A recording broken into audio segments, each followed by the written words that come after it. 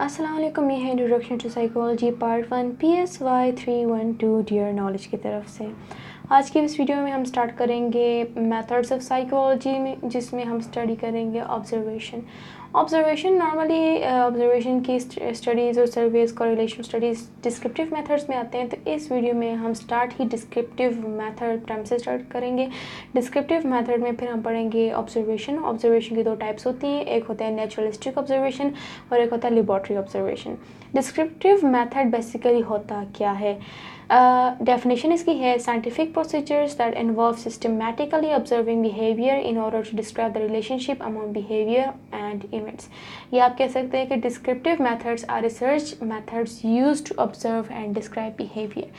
यानी कि आपने एक बिहेवियर को या एक इवेंट को या एक बिहेवियर के बीच में अपने किसी भी रिलेशनशिप को आपने ऑब्ज़र्व करना हो या डिस्क्राइब करना हो, तो उसको ऑब्ज़र्व करने के लिए और डिस्क्राइब करने के लिए जो प्रोसीजर आप यूज़ करते हो या जो रिसर्च मेथड होते हैं जिसके अंदर ऑब्जर्वेशन या डिस्क्रिप्शन इन्वॉल्व हो, तो वो डिस्क्रिप्टिव मेथड होता है।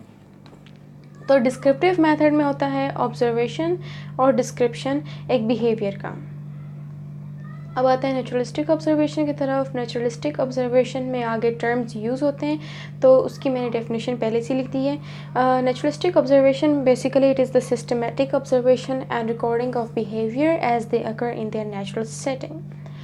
एक बिहेवियर एक नेचुरल सेटिंग में जो बिहेवियर होता है, एक नेचुरल बिहेवियर होता है, उसको आप ऑब्जर्व करते हो, उसको आप रिकॉर्ड करते हो, तो इसको नेचुरलिस्टिक ऑब्जर्वेशन कहते हैं। Observer effect is the tendency of people और animal to behave differently from normal when they know they are being observed. यानी कि ऑब्जर्वर का एक इफ़ेक्ट पड़ जाता है। आप जिस चीज़ को ऑब्ज़र्व कर रहे हो उनको पता चल जाता है, जब हम ऑब्ज़र्व हो रहे हैं तो वो क्या करते हैं, वो नॉर्मल से डिफरेंट बिहेव करना शुरू कर देते हैं। तो ये होता है ऑब्जर्वर्स इफ़ेक्ट। नेचुरलिस्टिक ऑब्जर्वेशन में ये होता है कि जिस चीज़ को आप ऑब्ज़र्व कर रहे हो उनको बताते नहीं है कि हम आपको ऑब्ज़र्व कर रहे हैं, आप उनका नेचुरल बिहेवियर देखना चाहते हैं। तो दैट्स वाई इसको नेचुरलिस्टिक ऑब्जर्वेशन कहते हैं। तो जब उनको पता चल जाता है कि हम ऑब्ज़र्व किए जा रहे हैं, तो वो फिर नेचुरल बिहेव नहीं करते, ना वो नॉर्मल बिहेव करते हैं, वो डिफरेंट बिहेव करना शुरू कर देते हैं। तो फिर उसको हम कहते हैं ऑब्जर्वर इफ़ेक्ट, यानी कि ऑब्जर्वर का इफ़ेक्ट पड़ गया है उनके ऊपर। Participant observation, a naturalistic observation in which the observer become a participant in the group being observed। यानी कि या तो फिर आप उसको छुपके से ऑब्ज़र्व करें या तो फिर आप उस ग्रुप का हिस्सा बन जाएं बग़ैर उनको बताए। पार्टिसिपेंट ऑब्जर्वेशन पार्टिसिपेंट ऑब्जर्वेशन में दो टाइप्स होते हैं, एक होता है कवर्ट ऑब्जर्वर और एक होता है ओवर्ट ऑब्जर्वर। कवर्ट ऑब्जर्वर वो होता है जो कवर्ट होता है, जिनका किसी को नहीं पता होता कि हमें ऑब्ज़र्व करने आया है, और ओवर्ट ऑब्जर्वर वो होता है जिनका लोगों को पता होता है कि हमें ऑब्ज़र्व करने आया है। तो नेचुरलिस्टिक ऑब्जर्वेशन में जो पार्टिसिपेंट ऑब्जर्वर होता है वो होता है पार्टिसिपेंट ऑब्जर्वेशन में कवर्ट ऑब्जर्वर होते हैं, जो उस ग्रुप का पार्ट बन जाता है, उस ग्रुप को ऑब्जर्व करते हैं और उस ग्रुप वालों को पता नहीं होता कि ये बंदा हमें ऑब्जर्व कर रहे हैं।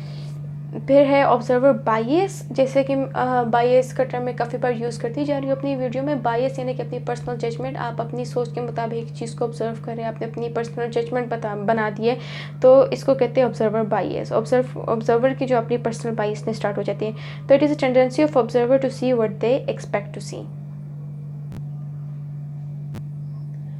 नेचुरलिस्टिक ऑब्जर्वेशन एक डिस्क्रिप्टिव मेथड है। इसके अंदर आप एक बिहेवियर को ऑब्ज़र्व करते हैं और रिकॉर्ड करते हैं, लेकिन उनकी नेचुरल सेटिंग में, नेचुरल इन्वायरमेंट में।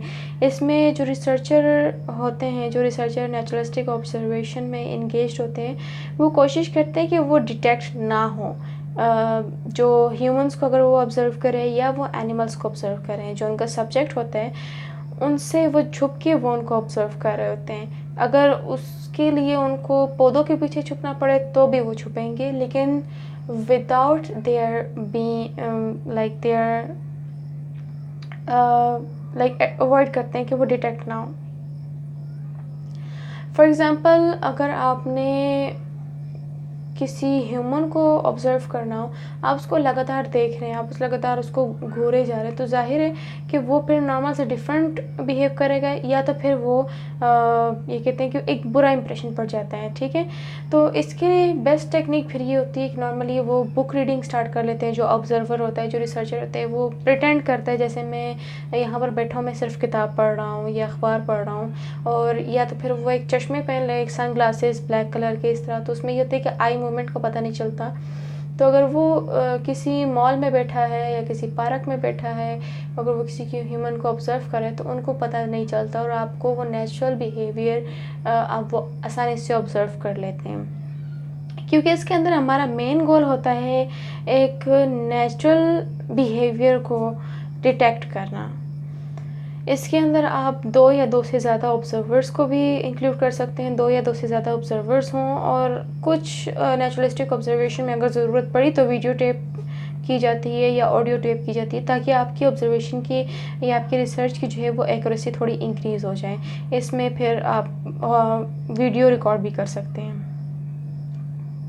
फॉर एग्ज़ाम्पल एक सोशल साइकोलॉजिस्ट थी रॉबर्ट लेविन, 1997-1999 में उन्होंने एक रिसर्च किया था पेस ऑफ लाइफ 31 कंट्रीज़ में। पेस ऑफ लाइफ यानी कि सिंपल वर्ड्स में मैं अगर आपको कहूँ तो वो walking distance 60 feet distance walking या वॉकिंग स्पीड को वो मेजर करी थी। तो उसके लिए 31 कंट्रीज़ में ये कंपेयर कर रही थी कि 31 कंट्रीज़ में कौन सी कंट्री जो है वो ज़्यादा फास्ट वॉकिंग करती है, वॉकिंग में फ़ास्ट है, और कौन सी कंट्री जो है वो स्लो है।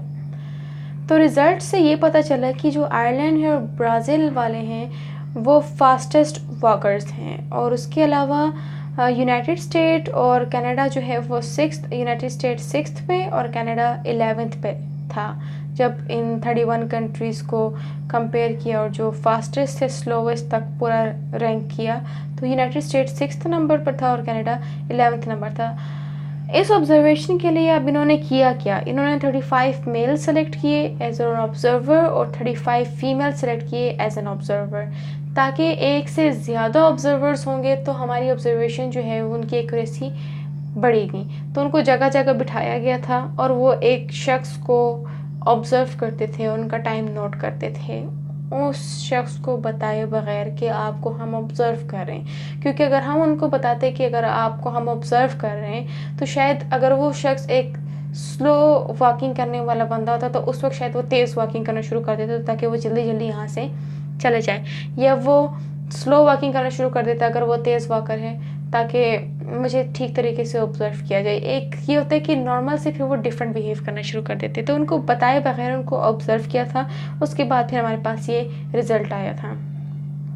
नेचुरलिस्टिक ऑब्जर्वेशन के कुछ एडवांटेजेस भी हैं, डिसएडवांटेजेस भी है। जिस तरह के एडवांटेजेस इसके ये है कि आपको एक नेचुरल पिक्चर मिल जाती है, एक नेचुरल एक रियलिस्टिक पिक्चर मिल जाती है, एक नेचुरल बिहेवियर का, एक रियल बिहेवियर का आपको पता चल जाता है, जो कि एक्सपेरिमेंट या लेबॉर्ट्री सेटिंग के ज़रिए वो मुमकिन नहीं थी।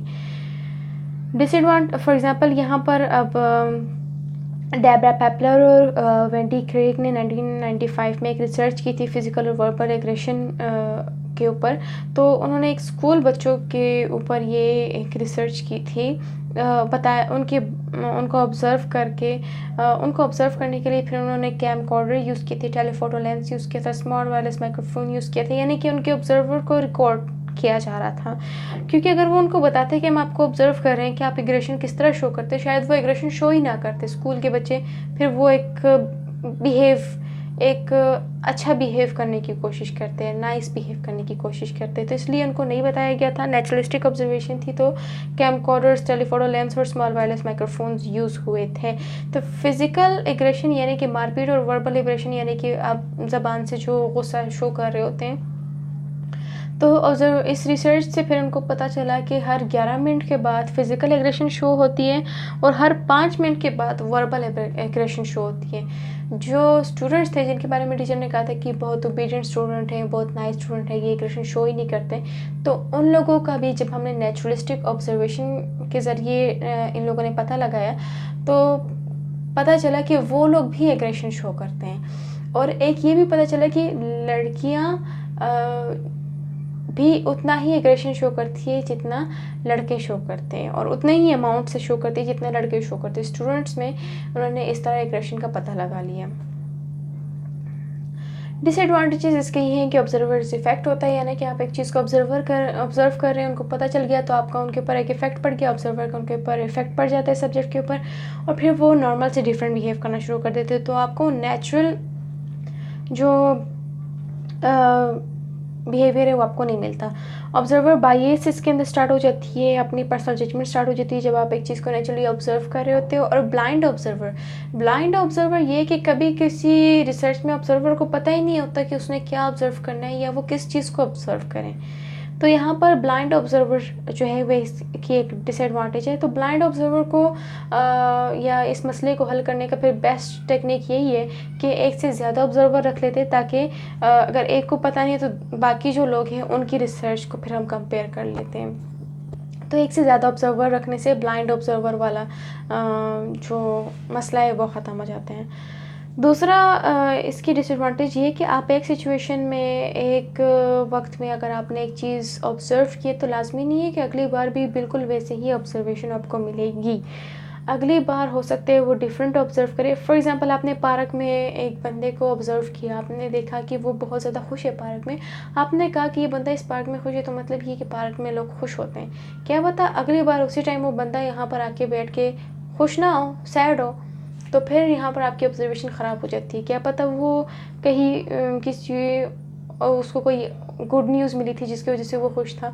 तो यहाँ पर आपकी बायसनेस भी आ गई और एक ये भी कि वो सिचुएशन सेम नहीं रही। तो नेचुरलिस्टिक ऑब्जर्वेशन में एक डिसएडवांटेज ये होती है कि आपका इन्वायरमेंट के ऊपर कंट्रोल नहीं होता, आपका सिचुएशन के ऊपर कंट्रोल नहीं होता। तो जो सिचुएशंस है, जो सेटिंग है वो चेंज होती रहती है। तो नेचुरलिस्टिक एनवायरनमेंट है, नेचुरल वर्ल्ड है, तो वो चेंज होती रहती है। तो इसलिए आपको ऑब्जर्वेशन में फिर एक ये मसला आ जाते हैं। फॉर एग्ज़ाम्पल एक फेम गोरेला रिसर्चर है डीएन फोसी, जिसको पोचर्स का मुकाबला करना पड़ा, जो कि ट्रैप्स सेट करते हैं एनिमल्स के लिए। तो उनको किस तरह मुकाबला करना पड़ा, क्योंकि जहाँ पर वो एनिमल्स को ऑब्ज़र्व करी थी तो वहाँ पर ट्रैप्स पड़े हुए थे, तो उनको फिर वो ट्रैप्स हटाने पड़ रहे थे और वहाँ पर ऑब्जर्वेशन के लिए। तो उसकी इस प्रेजेंस की वजह से, उनकी इस एक्टिविटीज़ की वजह से जो है गोरिल्लास के जो नॉर्मल बिहेवियर था वो इफ़ेक्ट हुआ था, जो वो ऑब्ज़र्व करना चाह रही थी। तो ये है यहाँ पर कि जब उनको पता चल जाता है तो फिर वो नॉर्मल से डिफरेंट बिहेव करना शुरू कर देते। तो पोचर्स की इन्हीं प्रेजेंस और एक्टिविटीज़ की वजह से फिर क्या हुआ था कि जो गोरिल्लास थे उनका बिहेवियर जो था वो थोड़ा डिफरेंट हो गया था, नॉर्मल से डिफरेंट बिहेव करने लगे थे। नेक्स्ट आते हैं लेबॉर्ट्री ऑब्जर्वेशन की तरफ। Laboratory observation as opposed to naturalistic observation refers to observing behaviour of subject that are in a control environment. Laboratory observation में नॉर्मली जो ऑब्जर्वेशन लैब के अंदर की जाती है उसको लेबॉर्ट्री ऑब्जर्वेशन की कहा जाता है। इसके अंदर आप जो सब्जेक्ट है जिसको आप ऑब्जर्व करना चाहते हैं उसको आप लैब में लाते हैं और उनको आप बताते हैं कि हम आपको ऑब्जर्व कर रहे हैं, आपने इस तरह एक्सपेरिमेंट परफॉर्म करना है, इस तरह आपने ये जो है कोई भी एक्सपेरिमेंट है आपने इसको इस तरह परफॉर्म करना है, हम आपको ऑब्जर्व करें। तो ऑब्जर्वर को मतलब बताना पड़ता है, सब्जेक्ट को पता होता है कि वो ऑब्जर्व कर रहे हैं। लेकिन इसके अंदर फ़ायदा ये होता है कि आपका इन्वायरमेंट के ऊपर कंट्रोल होता है। फॉर एग्जांपल आप कुछ इस तरह एक्सपेरिमेंट करना चाह रहे हैं कि जिसके अंदर शोर नहीं होना चाहिए। फॉर एग्जांपल नॉनसेंस सिलेबल्स वाला होता है या रिकॉलिंग वाला कोई इस तरह एक्सपेरिमेंट होता है जिसके अंदर कुछ वर्ड याद करने पड़ते हैं। फॉर एग्जांपल आप इस तरह एक्सपेरिमेंट करना चाह रहे हैं कि खामोशी में अगर बंदा याद करे तो वो कितना टाइम लेता है। तो उसके लिए आपने सब्जेक्ट को लैब में बिठाया और आपने उसको एक लिस्ट पकड़ा दी कि इसको आप याद करें। खामोशी किस तरह आपकी अपनी मर्ज़ी, आपने लैब से शोर हटा दिए, अब वो खामोशी में वो चीज़ याद करे और आपने उसका पूरा एक्सपेरिमेंट करके आपको पता चल गया कि खामोशी में बंदा इतना टाइम लेता है या खामोशी में बंदा याद कर सकता है या नहीं कर सकता, एनीथिंग जो आप एक्सपेरिमेंट करना चाह रहे हैं। या आप कहते हैं कि शोर में अगर बंदा याद करे तो उस शोर का बंदे के ऊपर क्या असर पड़ता है। तो आप उसी सब्जेक्ट को आप लैब में बिठा दें, उसके साथ आप बाकी लोगों को ले आएँ, बाकी लोगों को आप कहें कि आपस में बातें करें या शोर मचाएँ और उस शख्स को आप कहें कि आप याद करने की कोशिश करें। तो ये आप यहाँ पर आप एक्सपेरिमेंट करने की कोशिश कर रहे हैं। तो लैब में ये होता है कि आपकी अपनी मर्ज़ी होती है, आपका इन्वायरमेंट के ऊपर कंट्रोल होता है। आप वहाँ से शोर हटाना चाहें तो आप हटा सकते हैं, आप उसके अंदर शोर डालना चाहें तो आप डाल सकते हैं। आप उस लैब के अंदर रोशनी डालनी चाहें, आप चाहते हैं कि लैब में रोशनी हो और रोशनी के अंदर बंदा किस तरह बिहेव करता है, ये अंधेरे के अंदर किस तरह, तो ये आपका इन्वायरमेंट के ऊपर पूरा कंट्रोल होता है। तो ये इसकी एडवांटेजेस में आते हैं। डिसएडवांटेजेस इसकी ये हैं कि जो सब्जेक्ट है उसका, अगर आप नेचुरल बिहेवियर रिकॉर्ड करना चाहते हैं, अगर आप उसका बिहेवियर रिकॉर्ड करना चाहते हैं तो नहीं कर सकते, क्योंकि उसका नेचुरल बिहेवियर आपको नहीं मिलेगा। नेचुरलिस्टिक ऑब्जर्वेशन करनी पड़ती है नेचुरल बिहेवियर को हासिल करने के लिए। So that was the end of the video. अगर आपको वीडियो समझ आई है, आपको कॉन्सेप्ट क्लियर हुआ है, so you can like the video. अगर समझ नहीं आई, कॉन्सेप्ट क्लियर नहीं हुआ, तो आप कमेंट में बता सकते हैं कौन सा पॉइंट था जो आपको समझ नहीं आया, तो हम आपको दोबारा समझा देंगे।